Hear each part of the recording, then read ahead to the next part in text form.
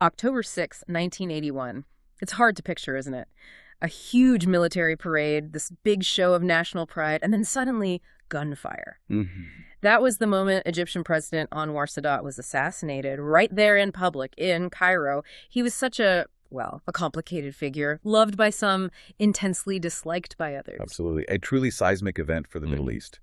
And Sadat himself, he really polarized people. What we've done is pull together a range of sources for you to try and piece together what led to that day. Right. So our mission here is to unpack those sources, look at the key events, the motivation swirling around, and really get a handle on why it happened and, frankly, why it still resonates today. Exactly. It's a deep dive into a pivotal and pretty dramatic moment in history.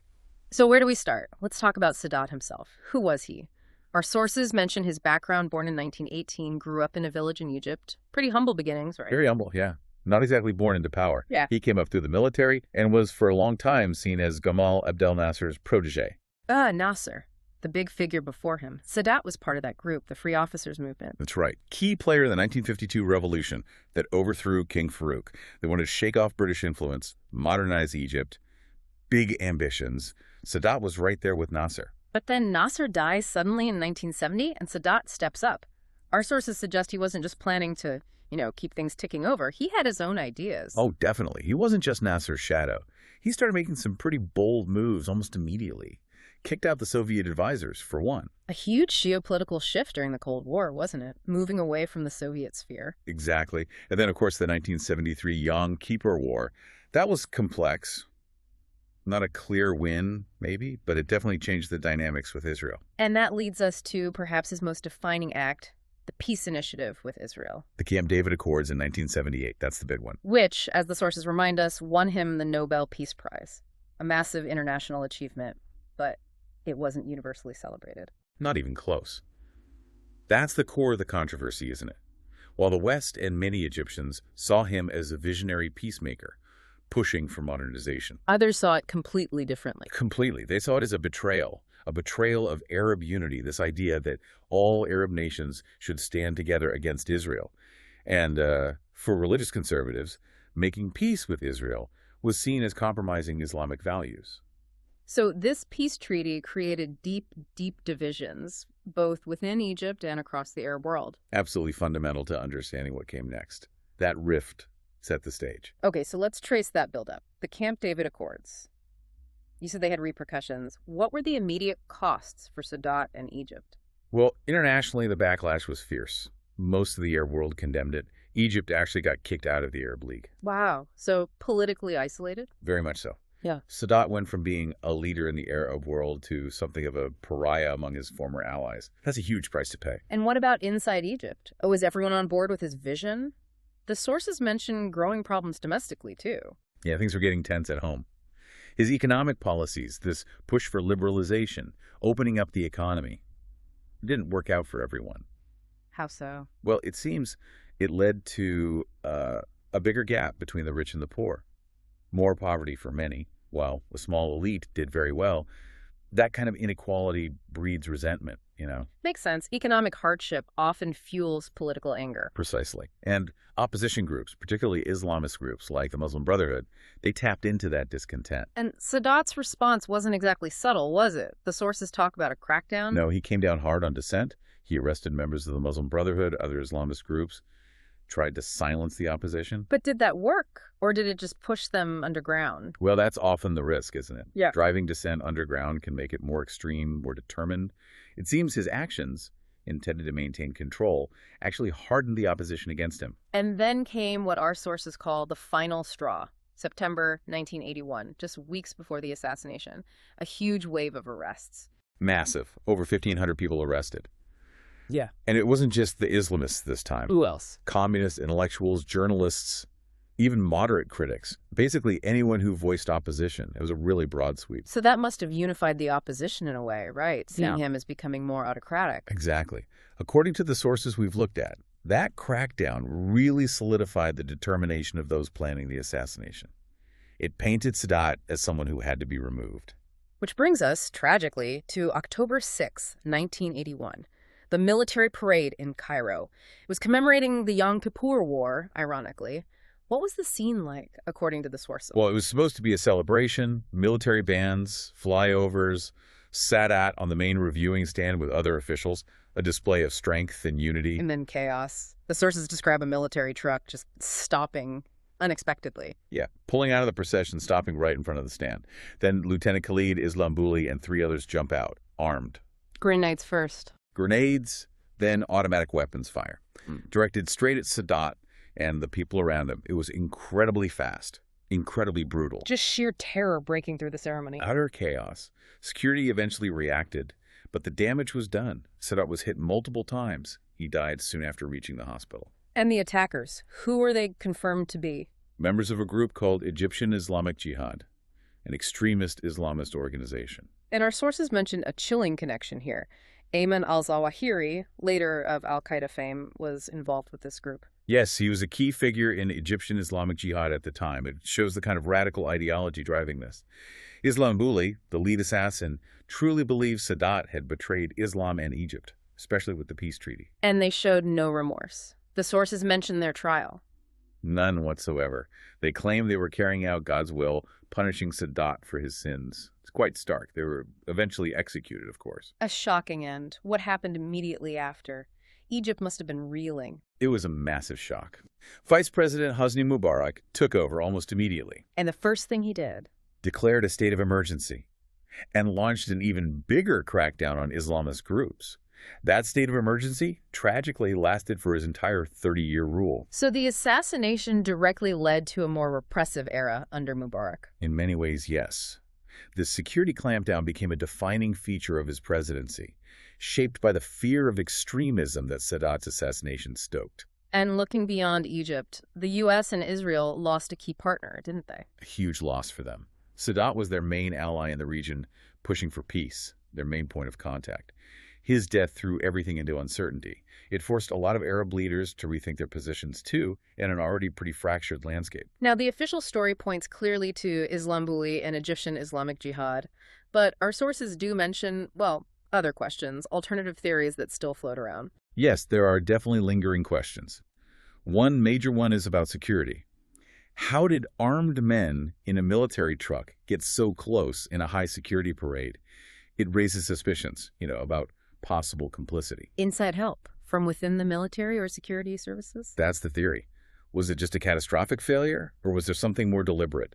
The sources indicate these questions were asked right from the beginning. Interesting. What else? Any theories about outside forces? Well, Sadat had plenty of enemies outside Egypt, too, because of the peace treaty.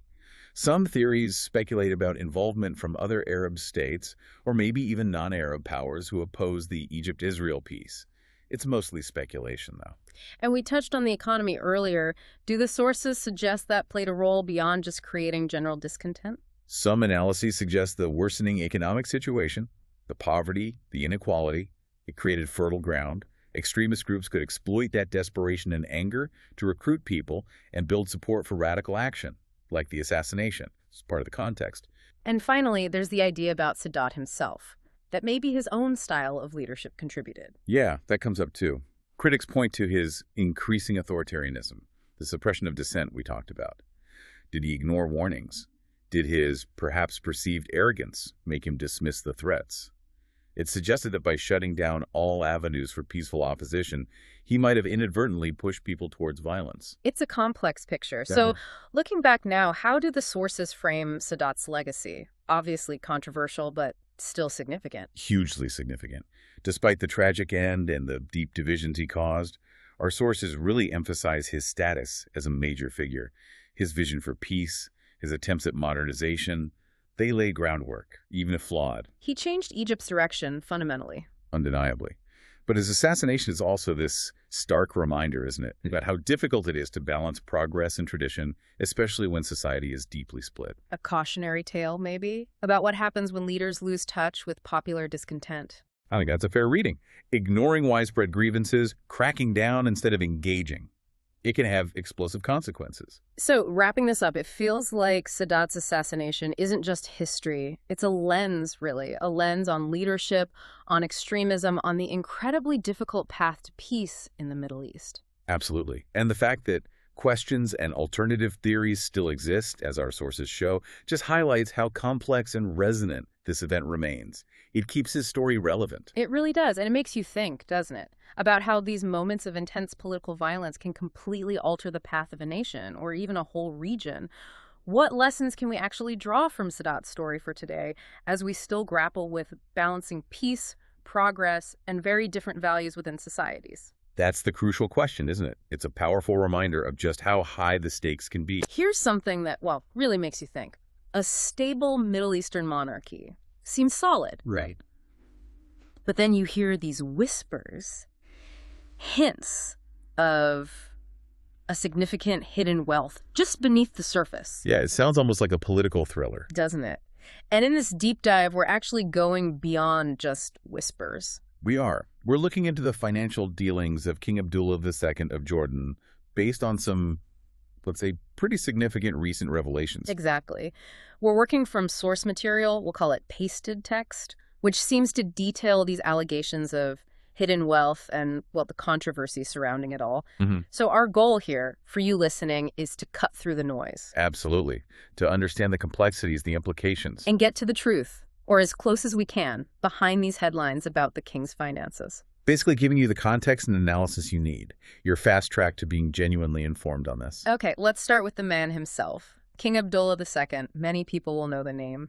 Oh, definitely. He came to the throne in 1999, after his father, King Hussein, passed away. And his background. Educated internationally. Yes, places like Sandhurst, Georgetown.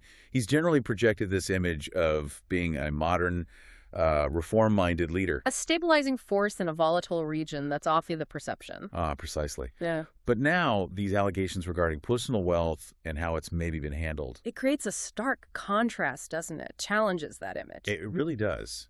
And a huge catalyst for this was the Pandora Papers leak back in 2021. Ah, yes. The Pandora Papers. That was big news globally. Huge. And what they reportedly uncovered regarding the king was, well, quite staggering. The figure mentioned is $100 million in property. That's the reported number. Luxury properties. And it's not just the amount, it's the where. Right. Tell us about that. What kind of properties are we talking about? Well, the sources mentioned mansions in Malibu, California. Yeah. Overlooking the Pacific. Wow. Okay. Prime real estate. Definitely. And also high-end townhouses in very exclusive parts of London. London, too. And D.C. And Washington, D.C., yes. Mansions in affluent neighborhoods there as well. So, quite a portfolio across the U.S. and U.K. A significant international property portfolio, yes. And importantly, how were these reportedly held? Not just in his name. No, and that's a key detail from the source material. It suggests a network of offshore companies was used. Which immediately flags questions about, well, transparency, doesn't it? It certainly does. It naturally leads to the next big question. Where did the money actually come from? Especially when you consider Jordan's economic situation. Exactly. Jordan receives a lot of international aid, significant amounts. From the U.S., the EU. Yes. Those are major donors. Yeah. It relies heavily on this aid. So the uncomfortable question arises. Could public money, or perhaps that foreign aid, have somehow indirectly funded these purchases? That's the critical question the revelations force people to ask. It's a very serious consideration. And then there's the aspect of royal privilege within Jordan itself. Right. The king has significant control over state resources. That includes the budget for the royal court. So you have international aid coming in, state resources under royal control, and then these offshore properties. It paints a picture that demands explanation. It does. Especially against the backdrop of Jordan's reliance on that aid for its economic stability. Questions about diversion are almost inevitable. Okay, so the Pandora Papers break. What was the official response from Jordan? Well, the Jordanian royal court did issue statements. They addressed the allegations directly. And their main point was? Their core claim, according to our source, was that these funds were entirely personal. Not from the state budget, not from aid money. Correct. They insisted it was separate private wealth. Did they offer a reason for needing such properties held offshore? Yes, they cited privacy and security needs for the king and his family during international travel and engagements. Privacy and security, okay. But how did that explanation go down, particularly in Jordan? Well, the source suggests it wasn't universally accepted, not by a long shot. You mean the public reaction? Yes. For many ordinary Jordanians facing tough economic times, high unemployment, rising costs. It must have felt like a betrayal. That's the sentiment the source points towards, a feeling of disconnect, even betrayal. It reportedly led to protests. Protests demanding what? More transparency. Exactly. Greater transparency, more accountability regarding royal finances. And it's worth remembering, this Pandora Papers thing wasn't the first time questions were raised, was it? No, absolutely not. Our source material reminds us there have been previous reports, allegations over the years about, let's say, opulent spending. Even during national economic downturns. Particularly then, yes. And those instances also caused public discontent, understandably. When you look around the region, how does this compare, say, to the Gulf monarchies? That's an interesting comparison the source brings up. Some Gulf royals are known for much more, well, open displays of immense wealth. Right, it's perhaps less hidden, even if vast. Possibly. Whereas here, the allegation is more about secrecy, especially striking given Jordan's economy isn't on the scale of, say, Saudi Arabia or the UAE. So the secrecy itself is a major part of the issue. It seems to be. Now, using offshore companies, that's not unique, of course. No, it happens globally for various reasons, some legitimate, some less so. But the impact of these revelations, as the source highlights, feels particularly acute in Jordan because of their specific economic problems. Let's talk about those problems. Unemployment. Reportedly very high, approaching 25%, which is huge. And national debt. Also a major concern, apparently surpassing 100% of GDP. Wow. So in that context. Exactly. In that context, news of vast hidden royal wealth.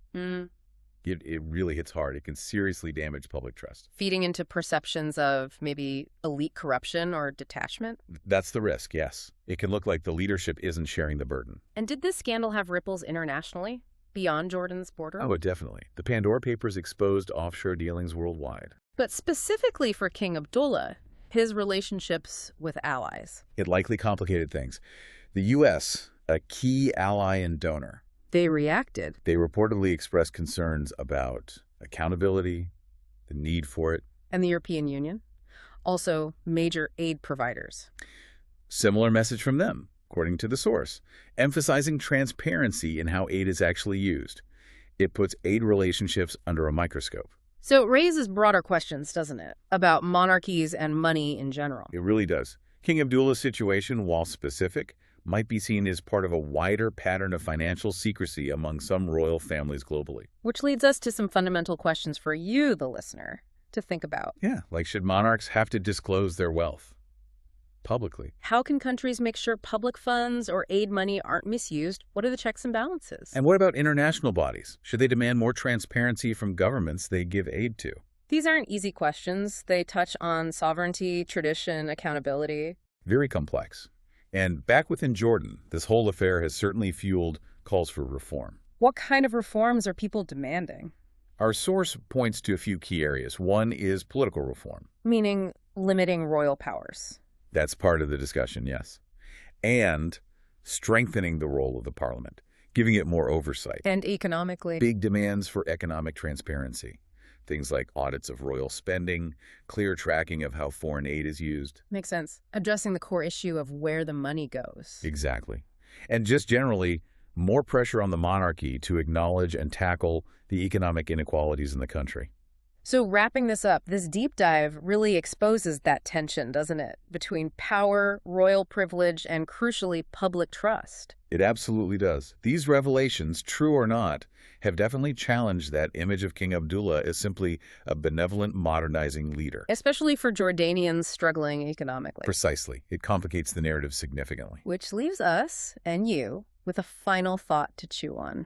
Yeah, how does a nation facing serious economic hardship, how do its people reconcile that reality with reports of their leader enjoying or at least possessing what seems like extraordinary hidden wealth? It's a profound question about leadership, fairness, and the social contract, really. It is. And this whole story, this exploration of King Abdullah's finances, it's really a case study. A case study of what? Of the complex reality of modern monarchies. That clash between centuries of tradition and today's demands for transparency, for accountability, for something closer to democracy. And the implications go far beyond just Jordan. Absolutely. It speaks to broader themes we see playing out globally. Welcome to the Deep Dive. Today, we're looking closely at Recep Tayyip Erdogan. His political journey has really defined modern Turkey, hasn't it? Absolutely. Over 2 decades in top roles, Istanbul mayor, prime minister, now president. It's quite a run. And our goal here is to unpack some of that, especially the controversies, the consolidation of power, using the materials we've gathered. There's a lot beneath the surface. For sure. We'll be digging into his early days, the AKP's rise, those big moments like Gezi Park, the corruption stuff, the 2016 coup attempt. Right, and the move to the presidential system, too. That was huge. Huge. And then the impact, the crackdowns, the economy, foreign policy moves, even claims of nepotism. It all shapes this, well, very divisive legacy he's building. It's complex stuff. Crucial to understand, though, given Turkey's role. Definitely. It helps to grasp what's happening not just in Turkey, but, in the wider region and globally. Okay, so let's rewind. Early political life. He started with the Islamist Welfare Party. That's right. But it was really his time as Istanbul's mayor, 94 to 98. That's when he stepped into the spotlight. And the sources suggest he built this image as a reformer back then. Yeah, focusing on practical things, modernization projects in the city, trying to tackle corruption. It gave him this reputation for getting things done. Which is interesting, yeah, because it contrasts a bit with later criticisms. It does. But even then, his Islamist background caused friction with Turkey's secular establishment. The parts of the state, the military, the judiciary, committed to keeping religion and state separate. And that friction led to his imprisonment in '99. For reciting a poem. Exactly. The authorities saw the poem as inflammatory, challenging the secular order. So off he went to jail. And that jail time, it almost backfired on the establishment, didn't it? It kind of punted him as a victim. Precisely. For his supporters, it was proof he was being persecuted by the old guard, the secular elite. It actually fueled his rise, ironically. Then came 2001, the founding of the AKP, the Justice and Development Party. Right. And they were very careful with the branding moderate conservative. That seemed like a deliberate move to appeal more broadly, beyond just the Islamist base. Absolutely. Position themselves as something new, different from the old welfare party. Still conservative, still appealing to traditional values, but less overtly religious in its rhetoric. But our sources show critics saw that differently. Like maybe it was just a strategy. Yeah, the criticism was, and still is, that this moderation was maybe a cover, a way to gradually chip away at Turkey's secular foundations over the long term. It raises questions about political strategy, doesn't it? It really does. And the AKP's rise was incredibly fast. They won big in the 2002 elections. Swept into power. And initially, there was a lot of positive buzz internationally. Right. Talk of economic reforms, a push towards the EU. They had quite a bit of support back then. They did. But as we dig into the materials, you start seeing other trends emerge, especially concerning, democratic norms, media freedom, judicial independence. Yeah. The alleged weakening of those institutions seems to run parallel to the AKP solidifying its power. It seems that way. The accusations around media suppression are pretty striking. Arrests of critical journalists, government takeovers of independent news outlets. And the media landscape became dominated by pro-government voices. Overwhelmingly so, according to the reports. And you see Turkey's press freedom rankings plummet during this period. That's usually a worrying sign. It wasn't just the media either, was it? There were changes in the judiciary, too. No, the judiciary came under pressure as well.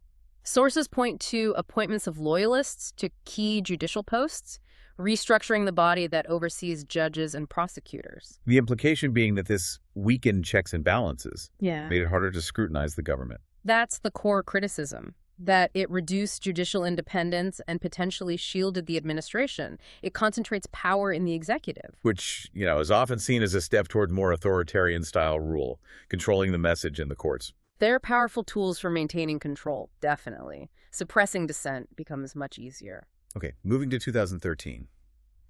Gezi Park. That felt like a real turning point. It really did. It started so small, didn't it? Just a local protest about developing a park in Istanbul. But it just exploded. Yeah. It became this nationwide thing against what people saw as his government's growing authoritarianism. Exactly. It tapped into this wider unease. And the government's response, well, it was forceful. Yeah, the materials describe pretty brutal police crackdowns, tear gas, mass arrests. And Erdogan himself framed the protesters very harshly. Called them enemies of the state, vandals, that sort of thing. Which just deepened the divisions in Turkish society, didn't it? Absolutely. It really laid bare those fault lines, and it brought a lot of international condemnation down on the government's tactics. So it seems like that moment marked a shift, A move towards more overt authoritarianism, perhaps. Less focus on that earlier reform image. I think that's a fair assessment based on the sources. Gidzi showed a clear readiness to use state power to crush dissent. It signaled a hardening, a departure from those early AKP years. Then, also in 2013, the corruption scandals hit. Those leaked recordings. Yeah, alleging really significant misconduct involving Erdogan himself, his family, his inner circle. The scale was pretty vast. So how did he handle those accusations? They sounded incredibly damaging. His response was swift and aggressive. He labeled the tapes fakes, part of a conspiracy. And then went after the people investigating. Exactly. Purged police officers, prosecutors, judges who were involved. It effectively shut down the investigations. But it must have damaged public trust, even if he sidelined the legal challenges. It certainly deepened distrust among his opponents and critics, but it also showed his resilience, his ability to weather these major storms and push back hard. Fast forward to July 2016, the coup attempt. A really chaotic, violent night. Extremely tense. A faction in the military tried to seize power, failed, obviously. But Erdogan used the aftermath, didn't he, to consolidate power even further. Massively. He declared a state of emergency, which gave him broad powers. And then came the purges. The scale of those purges was just enormous, based on the reports. Tens of thousands. People in the military, judiciary, academia, media, civil service, arrested, suspended, fired. It was unprecedented in modern Turkey. And the government blamed followers of Fethullah Gulen. Yes, they accused Gulen's movement of orchestrating the coup. Critics, though, argued Erdogan used the coup attempt as a pretext, almost a justification, to eliminate not just coup plotters, but all sorts of opposition and dissent. It certainly cemented his control, which leads us to the 2017 referendum. Another huge turning point. This referendum changed Turkey's whole system of government. From a parliamentary system to an executive presidency. Exactly. And this new system concentrated immense power in Erdogan's hands. The power to rule by decree, much more control over appointing judges. Parliament's oversight role was significantly reduced. It basically dismantled the old checks and balances. Largely, yes. And the referendum itself was controversial. It passed, but narrowly. Weren't there allegations of irregularities, voter fraud, media bias in the campaign? There were widespread reports and criticisms along those lines, yes. Concerns about the fairness of the vote, the tilted playing field. It further fueled worries about the direction Turkey was heading. Comparisons to authoritarian leaders became much more frequent after that. And after that shift, did the pressure on political opponents increase? It appears so. The sources detail continued targeting of opposition groups, particularly the pro-Kurdish HDP party, but also secular opponents. Accusations of terrorism, sedition, leading to arrests. Yes, those kinds of charges became more common tools, critics say, to sideline political rivals. Like the case of Selahattin Demirtas, the HEB leader. His case is probably the most high profile. A charismatic Kurdish politician imprisoned since 2016. Human rights groups, the EU, the European Court of Human Rights, have all called the charges politically motivated and demanded his release. But he remains imprisoned. Yes. And his ongoing detention is often highlighted as a symbol of the crackdown on dissent and the erosion of rule of law in these kinds of cases. Let's switch gears a bit to the economy. Turkey had strong growth earlier under the AKP, but things have gotten tougher recently. Definitely tougher. High inflation has been a persistent problem. The Turkish lira has lost a lot of value. Unemployment has been a concern. And Erdogan's economic policies have been, well, unconventional. Right. Especially regarding the central bank. Very unconventional, particularly his insistence on low interest rates even when inflation is soaring. That goes against mainstream economic thinking. And he's exerted a lot of influence over the central bank, firing governors who disagreed. Yes, there's been significant turnover at the top of the central bank. Critics argue this undermines the bank's independence and credibility, and that prioritizing loyalty or a specific ideology over economic expertise has actually made Turkey's economic problems worse. There are also those allegations about state contracts favoring his inner circle. Those allegations of cronyism and corruption in awarding contracts have been persistent, yes, adding another layer to the economic concerns. Okay, what about foreign policy? Turkey, under Erdogan, has been very assertive on the world stage. Very assertive, sometimes quite unpredictable. You see military interventions in Syria, for example. Justified as counterterrorism, but criticized for other motives. Right. The government frames them as fighting terrorism and securing borders. Critics, especially internationally, often see them as attempts to suppress Kurdish aspirations for autonomy across the border and potentially destabilizing.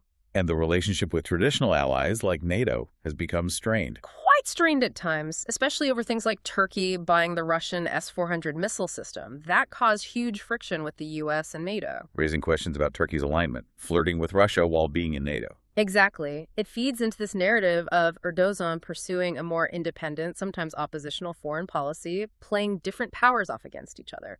Opportunistic, some would call it. And finally, we should touch on those claims of nepotism, closer to home. Yes, allegations involving his own family. His son-in-law, Barat al-Barak, serving as finance minister during a particularly turbulent economic period, drew a lot of attention and criticism. The perception being that family ties played a role in key appointments. That's the core of the nepotism charge. That competence might take a backseat to loyalty and family connections, raising concerns about transparency and good governance. It fits into that broader pattern of consolidating control within a trusted circle. So when you pull it all together, Erdogan is just incredibly polarizing. Deeply polarizing. For his supporters, he's the strong leader who restored national pride, stood up for religious conservatives, boosted Turkey's influence, a real champion. But for critics? For critics, he's the figure who has systematically dismantled Turkish democracy, crushed dissent, overseen corruption, and divided the country. An authoritarian. Two completely different narratives. Starkly different, and his legacy is still being written, still fiercely contested inside Turkey and outside. It's genuinely hard to find consensus. It really is. The complexity, the contradictions over time and power are undeniable. Definitely. The sources we've looked at really highlight those contrasting views and the huge impact he's had on Turkey's politics, society, its place in the world. So as we wrap up this deep dive, it leaves us and you with something to think about. Considering everything we've discussed, all the evidence and different perspectives, what single factor do you feel has been most decisive in shaping Erdogan's legacy so far? And maybe more importantly, what do you think the long-term consequences might be for Turkey itself? Yeah, it's a big question. Is it the economy, the shift in political system, the foreign policy stance, his personality? Lots to chew on there about power, leadership, and where Turkey goes. Welcome to the Deep Dive. Today, we're taking a really close look at Benjamin Netanyahu's long political career. Yeah, specifically focusing on some of the, let's say, significant deals and controversies that have kind of defined his time in office. We've pulled together quite a range of sources trying to trace the story from his, early days as a diplomat right up to the more recent stuff that's caused so much debate. Absolutely. I mean, Netanyahu, he's a figure who's really left a huge mark on modern Israel. He's definitely known for that firm security stance, his foreign policy moves. But also, a lot of controversy surrounds him. Exactly. And that's what we want to dig into today. Understand those key controversies, maybe get a sense of their impact on the country itself. Right. And the aim here isn't judgment. Definitely not. It's more about unpacking these moments, looking at the different angles, Seeing what they tell us about Israeli politics and maybe Israel's place internationally. Okay. So where do we start? Early political life. I think that makes sense because even back then, you can sort of see the skills developing that. Well, they become pretty central to the controversies later on. Okay, let's unpack that. His time in Washington, D.C. as a diplomat and then UN ambassador in the 80s. What's key there? Well, what's really interesting is how those roles gave him this invaluable experience. International negotiations, public speaking on a global stage. He became known for his oratory skills early on, didn't he? Very much so. Yeah. Honing that ability to articulate Israel's position, navigate those, complex diplomatic waters. And these skills, the speaking, the strategic thinking, they get deployed later and scrutinized in some very controversial deals. Right. Okay. Fast forward then. First term as prime minister. The Wye River Memorandum, 1998. That was meant to be a big step for peace, wasn't it? Building on Oslo. It was intended that way, yes. Right. The core idea was a phased Israeli withdrawal, certain areas of the West Bank. In exchange for? Specific security commitments from the Palestinian Authority. That was the framework. But it wasn't smooth sailing. It hit some serious headwinds, as I recall. That's putting it mildly. Yeah, it faced a lot of opposition. From both sides. Exactly. That's the critical point. Wye River really exposed these fundamental, maybe irreconcilable differences, how each side saw security land. So for many Israelis, withdrawal felt like too much of a risk. A direct threat, yeah. Security concerns were paramount. But then for many Palestinians, The implementation felt too slow, like it wasn't a real commitment to, a lasting peace. So it highlighted that deep mistrust. Absolutely. The mistrust that really plagued the whole Oslo process, you could see it clearly there. It shows those early tensions, accusations of political maneuvering already. Okay, let's jump way ahead now. 2015, the natural gas deal. That definitely sparked some very public, very loud debate. Oh, it did. Big time.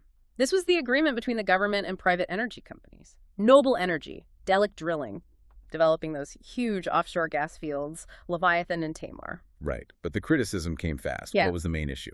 Economic fairness, control.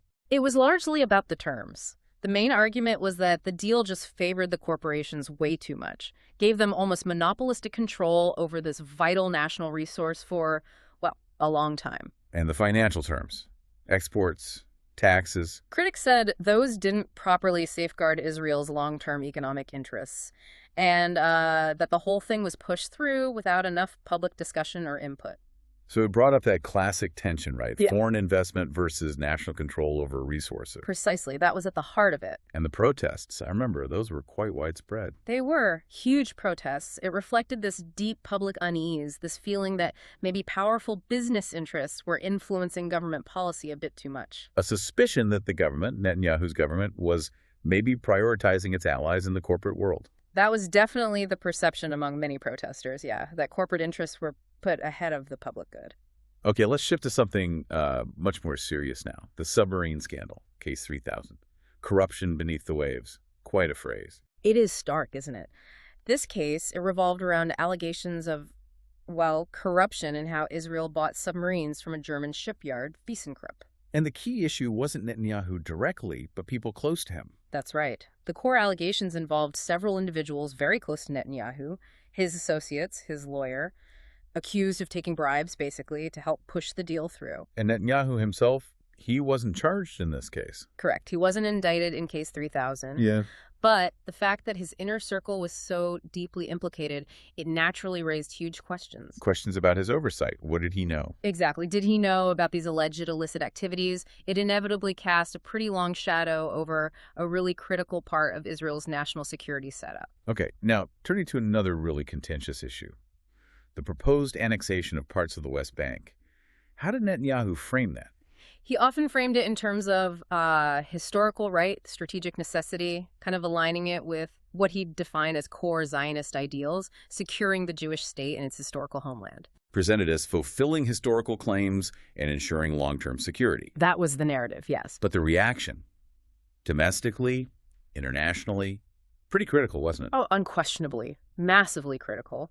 Many saw it as a unilateral move that would just kill any remaining hope for a two-state solution. And escalate tensions hugely. Hugely. And domestically, it was also seen by many as, well, a political maneuver, a way to shore up his support on the right wing. And the U.S. role here was crucial, particularly the Trump administration. Absolutely pivotal. Their backing, their sort of green light, was essential for even floating the idea seriously.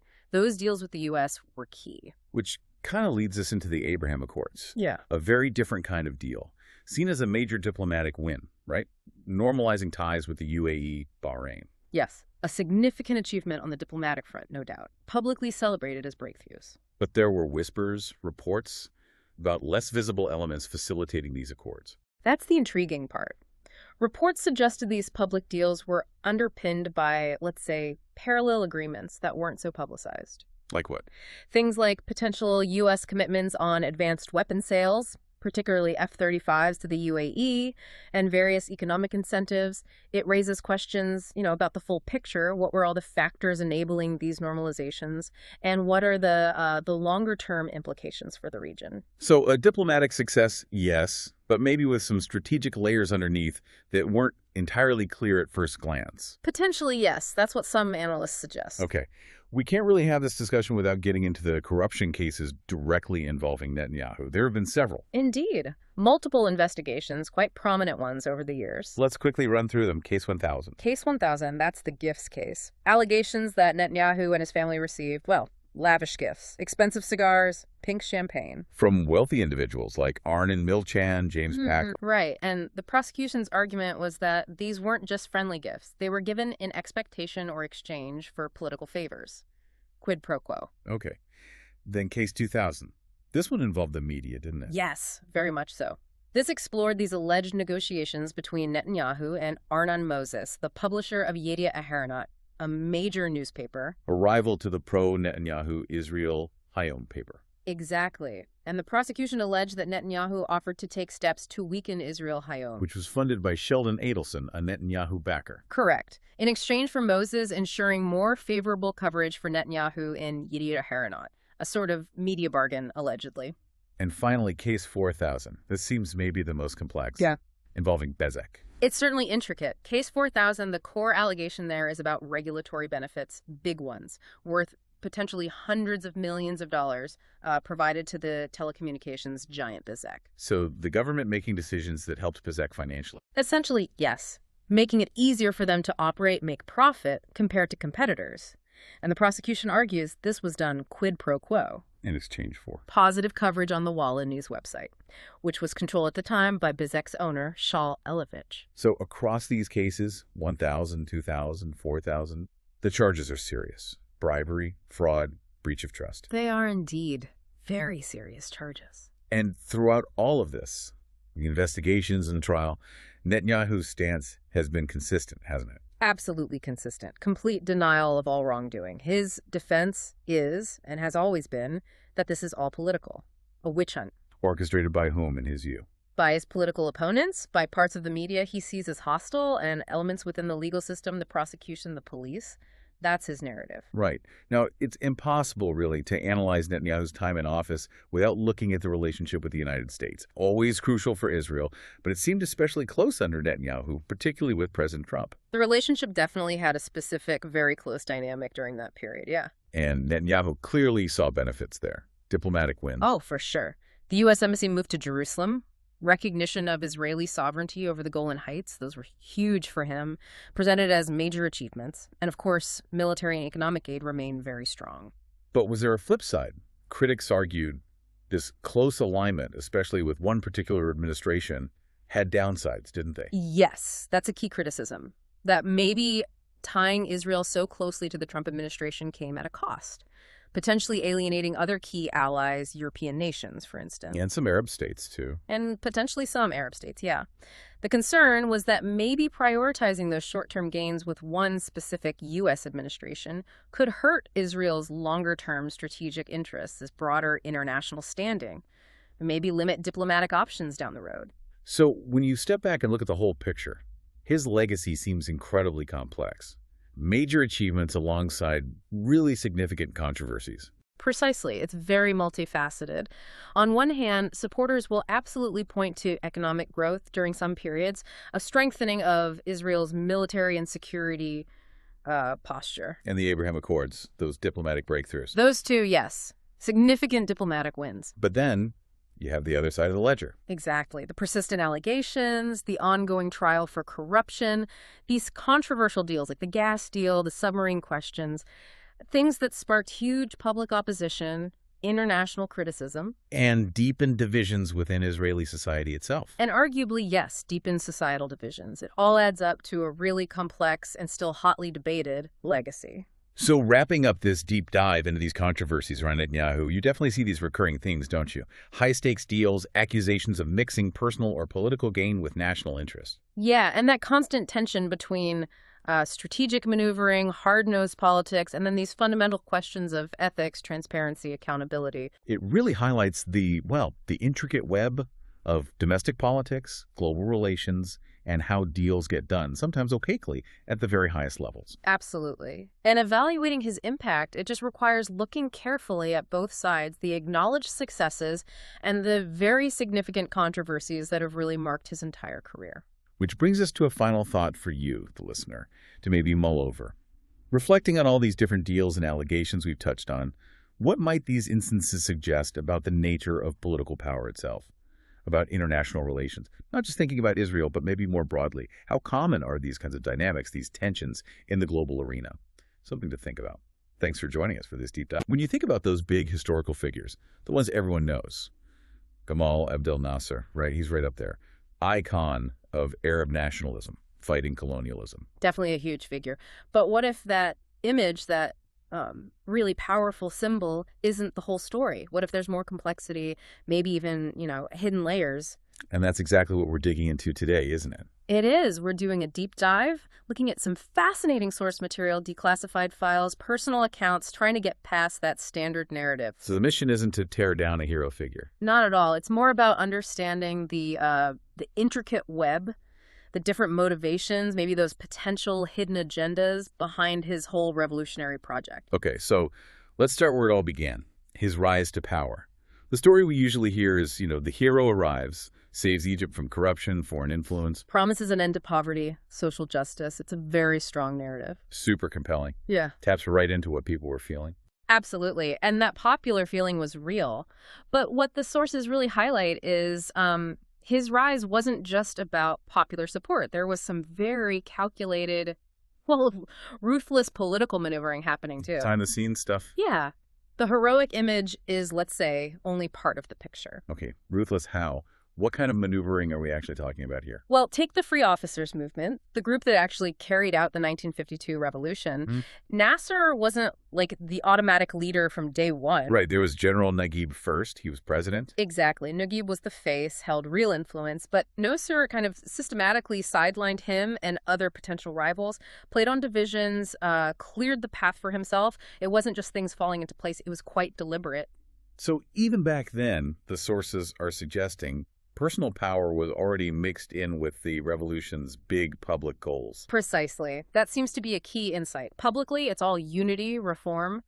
But privately, there's this strategic ambiguity going on. Especially with the West. Yes, early on, he sort of cultivates those relationships. Maybe playing the moderate to get some breathing room, avoid early pushback. While secretly laying the groundwork for major socialist changes. Things that would totally reshape Egypt. A longer game, not fully on display at first. Which I guess leads us straight to the Suez Canal nationalization. I mean, that's the classic Nasser moment, right? Defying imperialism. It's definitely seen that way, and it was a huge symbolic act. Asserting Egyptian sovereignty, it resonated everywhere in the Arab world. But you're saying there might be more to it than just pure nationalism? Well, the timing is really interesting. It happened right after the U.S. and Britain pulled their funding for the Aswan High Dam, a massive, crucial project for Egypt. Okay. So connect the dots for us. While the nationalist aspect was absolutely real and powerful, the sources strongly suggest that finding another way to fund that dam was a major, if maybe less shouted about, driver for nationalizing the canal. Practical need met nationalist opportunity. That's a fascinating layer. This iconic moment of pride, also driven by this, hidden financial pressure. Right. And then comes the Suez crisis itself. Britain, France, Israel intervene. Militarily, it wasn't looking good for Egypt initially. But somehow, politically, it becomes this massive win for Nasser. How on earth did he manage that? He was incredibly skillful on the international stage. He appealed to the Soviets. He used the UN framework really effectively. Basically put immense diplomatic pressure on the attackers. Turning defeat into victory. Essentially, yes. Military setback became a huge political triumph. It cemented his image globally as this anti-colonial champion. That's a core insight, his mastery of that international game. But reading between the lines and the sources, did that victory come with a hidden cost? Like relying more on the Soviets? That's a really crucial point, yeah. Getting Soviet backing was essential in the crisis, but it did start shifting Egypt's alignment. So much for self-reliance. Well, that was always the public message, wasn't it? Championing Egyptian self-reliance. But the reality was a lot of Soviet military and economic aid started flowing in, creating, a new set of dependencies, different strings attached. Okay, let's shift gears a bit. Arab unity. Pan-Arabism. That was central to Nasser's whole ideology, wasn't it? The United Arab Republic, with Syria being the big example. Absolutely central. Publicly, it's all about brotherhood, solidarity, a unified Arab nation. But thinking about that theme of consolidating power, was the UAR purely about that ideal? Or was there a more, maybe, self-serving Egyptian angle? When you look at it through that lens, the UAR starts to look, a bit more strategically calculated from Cairo's perspective. The desire for unity was probably there, sure. But the sources strongly suggest a parallel ambition, expanding Egyptian influence, making Egypt the dominant force in the Arab world. So Pan-Arabism becomes a vehicle for Egyptian leadership, if you see what I mean. And we know how that ended. The UAR didn't last long. Fell apart after just 3 years, yeah. What went wrong there? Seems it was largely down to how it was run. Very centralized, very much directed from Cairo. Syrian elites felt marginalized, like they were just junior partners. So the way they pursued unity actually undermined it. Kind of a key contradiction, isn't it? Trying to force unity under one dominant power often pushes people away, alienates potential partners. And this wasn't just with Syria, right? There were tensions, power struggles with other Arab leaders too, like King Hussein in Jordan or the Saudis. Oh, absolutely. Behind the scenes, there were constant rivalries, proxy conflicts, competing visions for the region. The public image of Arab Brotherhood often masked these deep-seated clashes of interest. It really seems like this pattern keeps emerging, this grand public vision, but underneath a more pragmatic, sometimes hidden agenda, often related to power. And you see that pattern inside Egypt, too, with his domestic policies. Like the land reforms, nationalizing industries, presented as these great socialist steps forward. And they did have huge impacts, no question. Land reform aimed at breaking the hold of the old aristocracy, addressing inequality. Nationalization put key assets under state control for the nation's benefit, supposedly. But again, the hidden agenda. Well, if you dig into the sources, you see how these moves also tightened Nasser's grip. Land reform weakened a major potential source of opposition, the big landowner. Took away their power base. Exactly. And nationalization. It concentrated enormous economic power in the hands of the state, which effectively meant in the hands of Nasser and his regime. It created a huge patronage system. Loyalty could be rewarded with jobs, resources, influence. And the source is pretty clear about the flip side of this consolidation, right? The suppression of anyone who disagreed. Yeah, and this is where it gets really dark. It raises serious questions about the nature of the revolution. Because he talked about liberation, social justice. But the regime became increasingly authoritarian. Any real opposition, communists, liberals, especially the Muslim Brotherhood, faced brutal crackdowns, imprisonment, torture, executions. Which really clashes with that image of the benevolent leader, the man of the people. It's a stark contradiction. It shows the lengths he'd go to maintain control. Okay, then there's the Yemen War. Egypt gets heavily involved. Publicly, it's about supporting fellow Republicans against the monarchy, right? Sure. Fits the anti-royalist pan-Arab narrative. That was the justification, yes. Supporting the revolution there. But the reality painted by the sources. The reality was it turned into this absolute quagmire, a long, incredibly costly war that just drained Egypt's military and finances. Like Egypt's Vietnam, some called it. That comparison gets made, yeah. Tens of thousands of troops deployed, heavy casualties. And the intelligence, the understanding of the situation on the ground seems to have been seriously flawed. They underestimated the royalist resilience, the tribal complexities, the Saudi support for the other side. And was the full cost known back home? Likely not. It seems much of the operation, the true human and financial toll, was kept pretty quiet. Again, that gap between the public justification and the harsh reality on the ground. And it definitely weakened Egypt. Which brings us, tragically, towards the Six-Day War in 1967. A total disaster for Egypt and the Arab states. Nasser's rhetoric beforehand was incredibly fiery, lots of promises of victory. Very defiant, very confident public stance, mobilizing troops in the Sinai, closing the Straits of Tiran. But the sources suggest even that mobilization might have had a hidden element.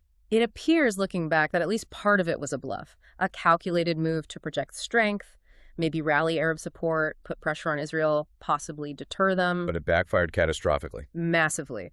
There seems to have been a fundamental failure to anticipate Israel's reaction, the speed, the scale, the preemptive strike.